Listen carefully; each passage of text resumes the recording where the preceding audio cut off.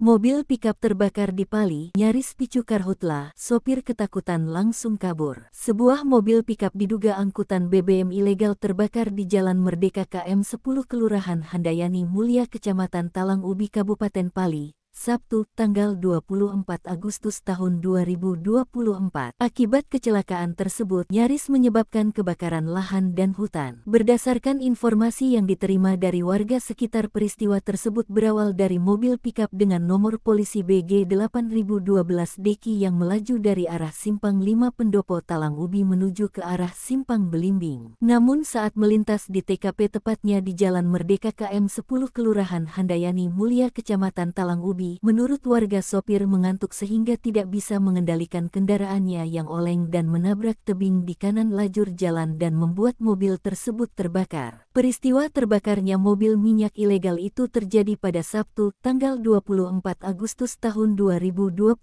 sekira pukul 10 waktu Indonesia Barat dan sempat menimbulkan kemacetan di sekitar lokasi. Beruntung tidak ada korban jiwa dalam kejadian ini, akan tetapi sopir mobil pikap BG 8012 Deki angkutan BBM ilegal itu sudah kabur melarikan diri dari TKP. Selain menghanguskan mobil pikap tersebut, api tampak membesar dan ikut membakar semak belukar di sekitar lokasi. Beruntung pihak pemadam kebakaran dari Damkar Pali segera tiba di lokasi sehingga api dapat dipadamkan dan kebakaran tidak meluas. Kepala Bidang Penyelamatan Suyadi SKM dari Damkar Pali ketika dikonfirmasi membenarkan adanya peristiwa tersebut. Api baru berhasil dipadamkan pada pukul 10.51 WIB setelah sebanyak 2 unit mobil damkar dan 2 unit mobil tangki serta 14 orang petugas yang dikerahkan dalam upaya pemadaman itu. Sementara Kasat Lantas Polres Pali AKP Teguh ketika dihubungi juga mengatakan tidak ada korban jiwa di lokasi kejadian.